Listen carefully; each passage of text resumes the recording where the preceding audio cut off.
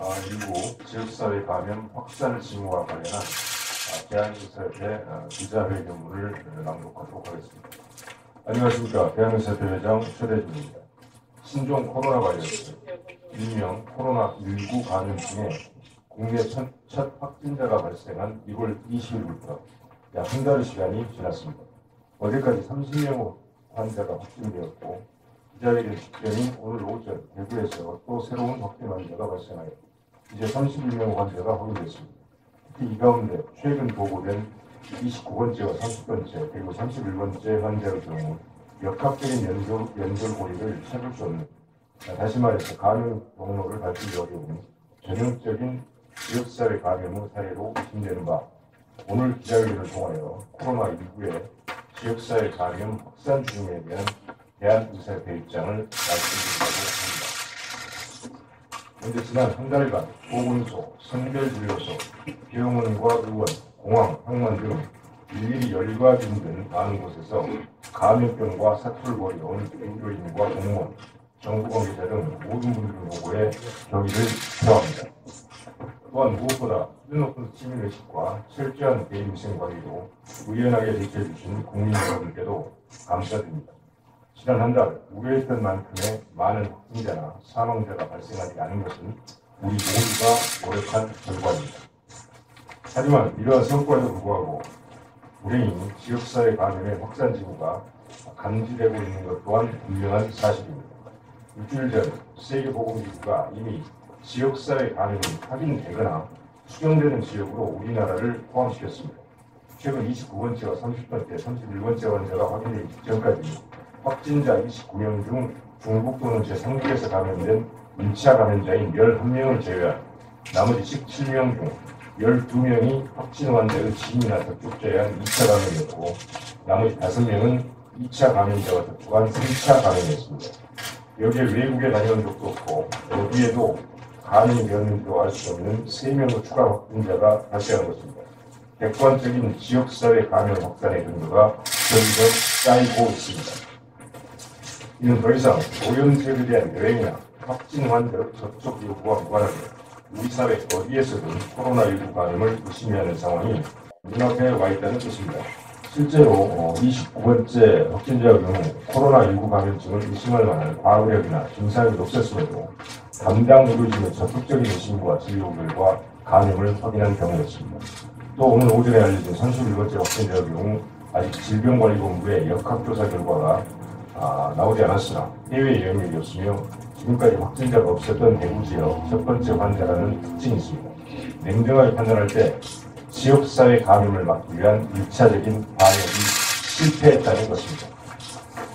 이에 따라 대한의사협회는 사례정에 따라 소수의 의심 환자를 보건소 및 선별진료소가設置된 의료기관으로 안내 유도해왔던 지금까지 전략에 대한 전면적인 수정이 필요하다는 판단에 다음과 같이 정부에 권고드립니다.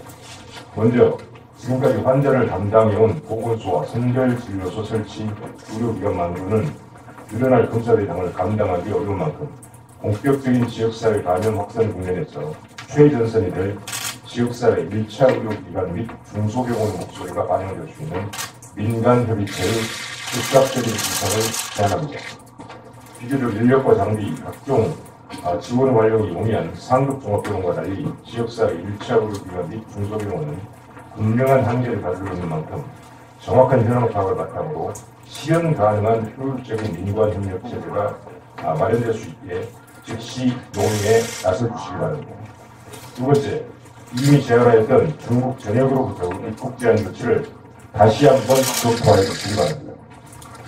현재 중국 전역의 확진자, 누적 진단은 7만 명, 사망자는 1,700명을 넘어서는 상황입니다.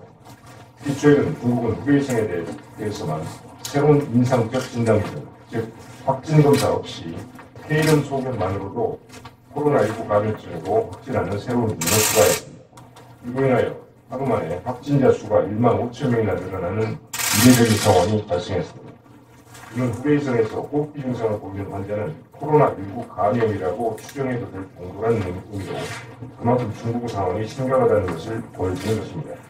후베이성뿐만이 아니라 확진자가 1,000명 이상 발생한 지역도 광둥성, 저장성, 해난성 등 여러 곳입니다.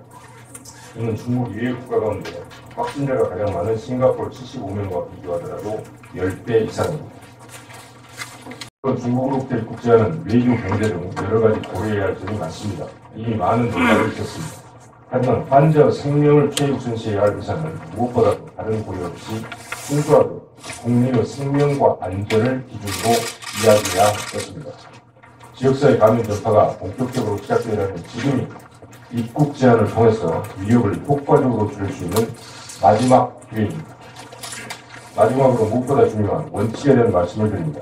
심각하고 되돌릴 수 없는 위협의 가능성이 있다면 설령 그것이 과학적으로 확실하지 않더라도 충분한 사전 조치가 필요하다는 사전 예방의 원칙을 반드시 상기해봐야 할 시점입니다. 분명한 것은 이 코로나19라는 바이러스와 그것으로 인한 감염증은 지금까지 인류가 한 번도 경험해보지 못한 새로운 질병이라는 것입니다. 전 세계 그 어떤 전문가도 아직 코로나19에 대해서 확실하게 알지 못합니다. 오늘까지 알고 있던 정보가 언제든 바뀔 수 있는 상황입니다. 최대 2주를 예상했던 잠복기, 희망하다고 예상했던 경기 전파 가능성과 무증상 상태의 전염성, 이 모든 것이 여전히 확실하지 않습니다. 이러한 상황에서 우리는 모든 가능성을 열어놓고 우리 스스로 안전과 건강을 지킬 수 있는 최대한의 조치를 아끼지 말아야 할 것입니다. 설령 훗날 그것이 지나친 대응이었다고 반성할 때입니다. 너무 쉽게 낙관하거나 방심했다고 나중에 땅을 치며 후회하지는 말자는 것입니다. 정부가 어떤 결정을 내리든 국민의 생명을 최우선으로 하는 원칙을 지켜주시기 바랍니다. 아울러 일선에서 적극적인 방역이 이루어질 수 있도록 정부 차원의 모든 노력을 촉구합니다. 감염의 수치가 누락되나 만성질환자가 주로 내원하는 의료기관의 특성상 만약 의료인이 확진자에게 노출된다면 이후 내원하는 환자 안전을 위해 진료를 중단해야 합니다. 최근 29번째 환자가 경험한 서울의 의원급 의료기관에 대한 역학조사 결과 의사와 간호조무사 등 모든 의료진이 감염 가능성으로 자가격리 조치되어 진료를 중단한 상태입니다. 이들 의료기관은 소독 및 환기 조치가 이루어졌기 때문에 법적으로는 진료 재개가 가능하지만 모든 의료진이 자가격리 중이기에 사실상 진료를 할 수 없는 상황입니다. 그럼에도 불구하고 관할 보건소에서 명백한 폐쇄와 추진 명령을 내지 않고 그저 의료진이 격리 대상이라고만 통지하여 책임을 회피하고 있습니다. 의료인이 자가격리를 하되 의료기관의 폐쇄 여부는 알아서 결정하라는 것입니다.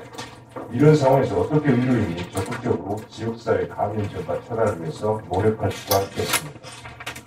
지역사회 감염을 진행과 보이는 지금 가장 중요한 것은 최전선에 있는 일선 의료기관에 대한 아낌없는 응원과 행정적 지원을 펼칩니다.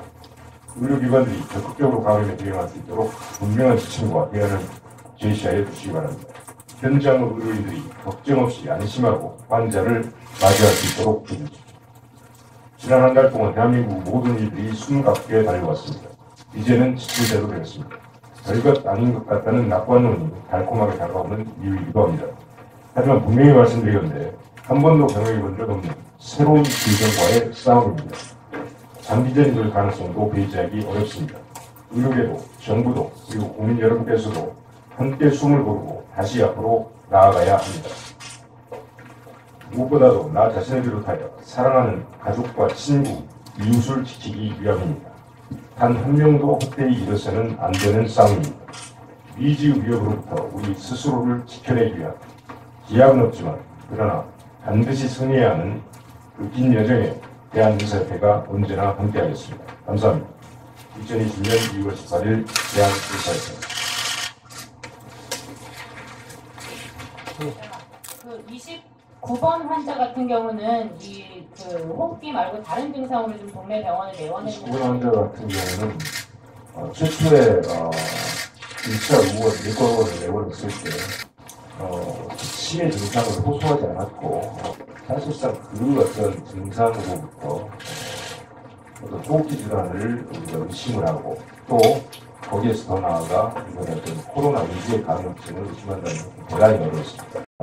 매우 어떤 우리 의료계에서는 당혹스러운 자수하는 환자입니다.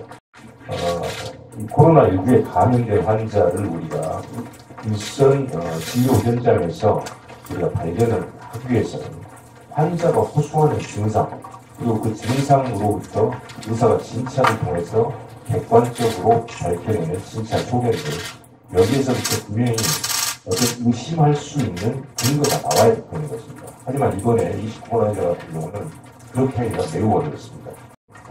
지금 현재는 환자들이 그런 전혀 자각 없이 어떤 특정한 병적 상태로 이제 의료기관들을 내원할 것이고, 현재 유력 우리 대한의사협회에 이런 어떤 관련 공식적 지침은 아직 없습니다. 대한의사협회가 자체적인 어떤 진료 지침, 대응 지침을 마련할 수는 있지만 이것이 정부하고 아주 밀접한 서로 합의된 내용이어야 된다는 것입니다. 그래서 민관 어떤 이걸 논의, 민간 협의 기구가 긴급하게 필요하다. 있으나 있는 의료기관들이 선별 진료소라는 그런 특정한 기관이 기능이 있었고, 또 하나는 사회정의가 있었고, 일선 진료기관들은 ITS라는 그 외국인 방문 어떤 그런 컴퓨터에서 그런 거 써서 미리 스크린이 되는데, 이제는 그것이 완전히 개념을 뒤집었고 그것을 뛰어넘는 그런 사례가 되기 때문에 일선 의료기관, 1차 의료기관에서는 지금 현재 정해준, 질본에서 정해준 그런 시스템, 그런 어떤 지침 가지고는 더 이상 어떤 방어적인, 아니면 미리 환자를 걸러내는 역할을 할 수가 없다고 생각을 합니다. 조속히 민관 협의를 해서 이런 것을 수정하고 더 어떻게 우리가 이 지역사회 감염에 대한 대책을 대비할 것인가를 마련해야 될 것 같고, 특히 일선 의료기관들이 많이 지금 혼란스러워지는 상태가 올 수 있습니다. 그렇기 때문에 일선 의료기관들에게 적극적으로 이런 효율적으로 막기 위해서 행정적으로 또 제도적으로 어떻게 하면 일선 의료기관도 혼란스럽지 않게 대처를 할 수 있는 우리가 역학의 어떤 역학적인 어떤 병력 부분은 조금 더 시간이 걸립니다. 누구와 만났는지 조금 더 봐야 되겠지만 지역사회 감염의 가능성이 매우 높다는 것이죠. 이것을 우리가 지역사회 감염으로 정리해 비춰볼 때 정확하게 지역사회 감염입니다. 그리고 전국적으로 확산하고 있다고 우리가 평가할 수 있겠습니다. 이런 것을 보자면 지금 우리가 감염 대응 단계에서 지금 전개 단계를 심각 단계로 당연히 올려야 되는 것입니다. 지역에 정확히 보아갑니다. 물론 지금 이 코로나19 이 사태에 있어서 일선에서 환자를 진료하는 의사들이 상당한 부담감을 갖고는 있을 것입니다. 그렇지만 그렇다고 해서 일반적인 상기도 감염의 그 증상, 그러니까 일반적인 호흡기 증상을 가지고 온 환자들을 말 그대로 진료를 거부한다든지 이런 일은 발생하지 않을 것입니다.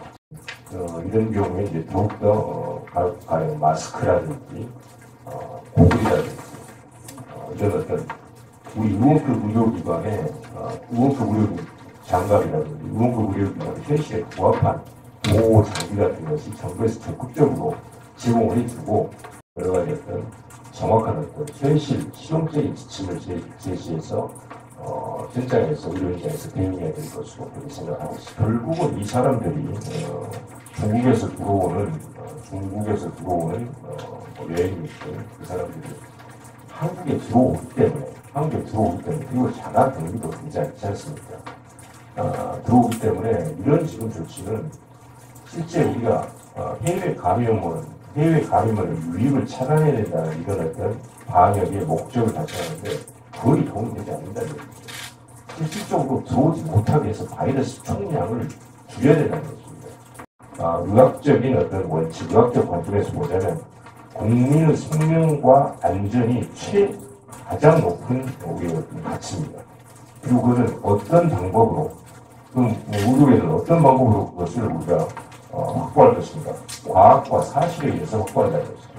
그런 것을 봤을 때 중국에 대한 어떤 전면적인 제한 조치는 해외에서 들어오는 바이러스의 총량을 최대한 줄여야 된다는 것입니다. 그렇게 해야만 줄여놓고 국내에 있는 어떤 여러 가지 이제 감염들, 그 다음에 지역사회 확산 이런 것을 찾아가면서 조기 진단, 격리, 치료 이렇게 하면서 바이러스 확산을 늦추고 이 사태가 언제 끝날지 모릅니다. 그러면서 그 시간 동안에 유효한 치료제 또 유효한 어떤 예방 접종, 백신 또 여러 가지 또 날씨가 변해가면서 고온하고 다습한 어떤 환경으로 어떤 기후가 변해가면서 바이러스 형태를 취하게 됩니다. 이런 식으로 해서 어떤 사태를 차근차근 여러 가지 전략을 가지고 사태를 종식시키는 그런 전략을 취해야 되는 거죠.